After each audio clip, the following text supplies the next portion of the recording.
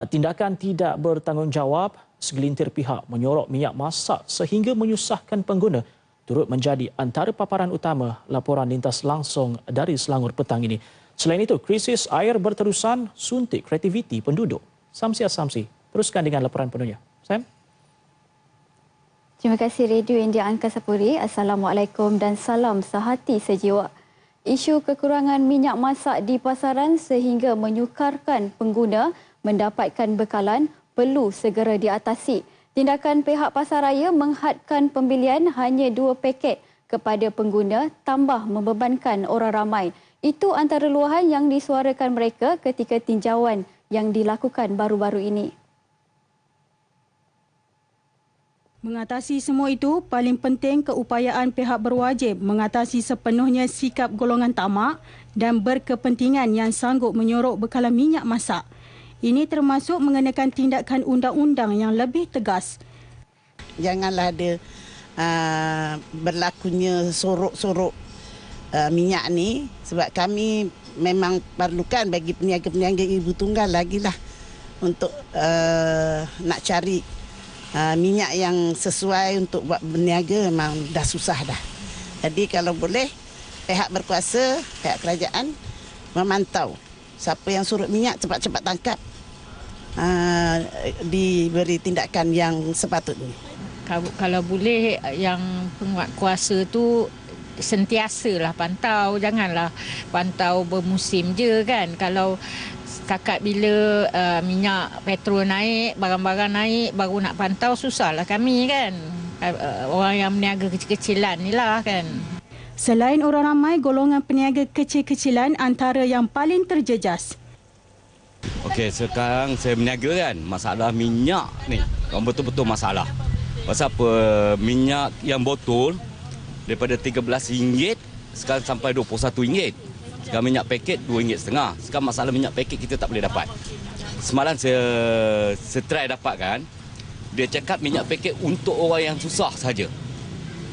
Dia cakap untuk orang berniaga, yang untuk berniaga makan macam restoran apa, kena minyak botol.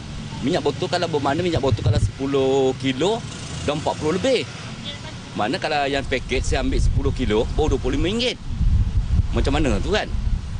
Mana kalau RM25 kita berniaga pun ada untung. Kalau dah sampai 40, minyak saja 40, macam mana kita nak berniaga?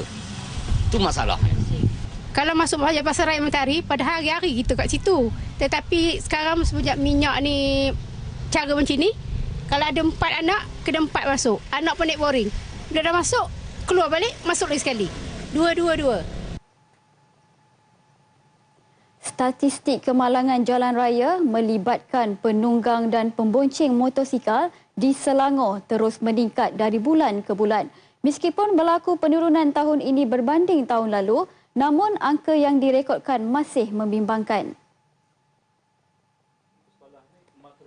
Ketua Pengarah Jabatan Keselamatan Jalan Raya JKJR, Dato' Arifin Cik Mat, justru mahu isu itu dilihat secara lebih serius oleh semua pihak.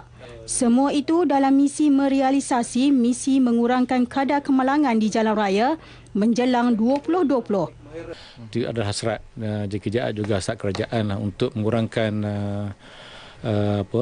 kadar kematian di Malaysia ini. Sebab kalau ikutkan target ataupun objektif untuk kita capai ialah pada tahun 2020 nanti, kalau ikutkan indeks yang kita perlu ialah 2.0 berasaskan pada 10,000 kenderaan berdaftar di Malaysia. Itu adalah target kita. Ke arah itu, beberapa inisiatif dan proaktif juga telah dilaksanakan JKJR khusus bagi memupuk kesedaran mengenai keselamatan jalan raya dalam kalangan pelajar seperti program Sekolah Angkat. Pemilihan sekolah angkat dibuat berdasarkan kepada sekolah-sekolah yang berada di kawasan yang berisiko kemalangan. Sekolah angkat ni kita mulakan pada tahun ini, iaitu saya melihat perkara ini secara mikro. Sebab selama ini tumpuan kita ialah secara makro, iaitu kita lebih pada secara menyeluruh. Tapi pada saya, mungkin bila kita buat secara mikro ni kita lebih fokus.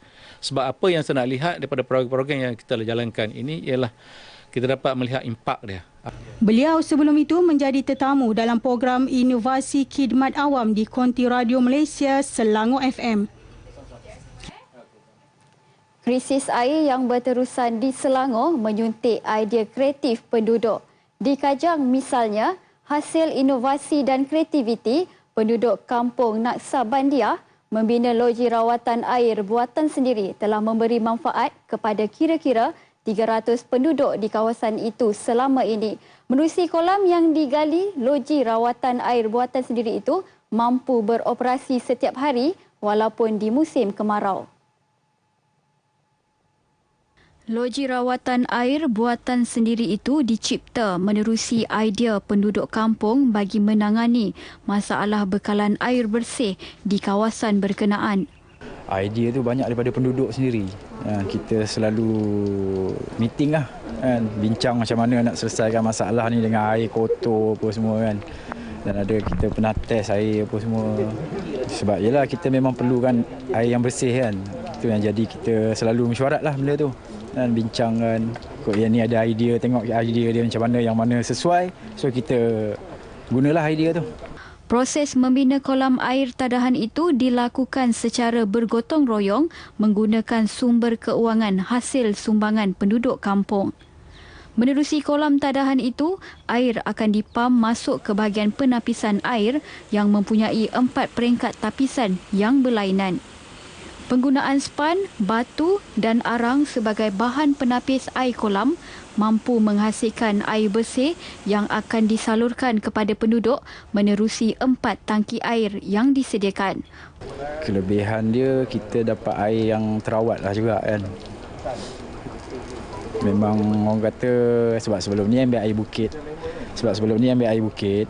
So jadi bila ada kolam ni kadang penat juga nak naik bukit tu. Ada yang kadang dah berumur apa semua memang tak larat lah kan. Saya pun kadang pancit juga naik bukit kan, tak larat. So bila ada kolam ni cuma kita jaga sama-sama lah, itu je lah. Loji rawatan air buatan sendiri itu akan diselenggara seminggu sekali setiap Selasa bagi memastikan bahagian penapisan air bersih dan mampu menghasilkan air yang berkualiti. Sebanyak RM5,000 diperlukan setiap bulan bagi membayar bil elektrik dan penyelenggaraan pam serta tangki air bagi memastikan loji rawatan air buatan sendiri berkenaan berfungsi dengan baik. Sekian saja sumbangan berita daripada RTM Selangor. Kembali kepada Redwin di Angkasa Puri.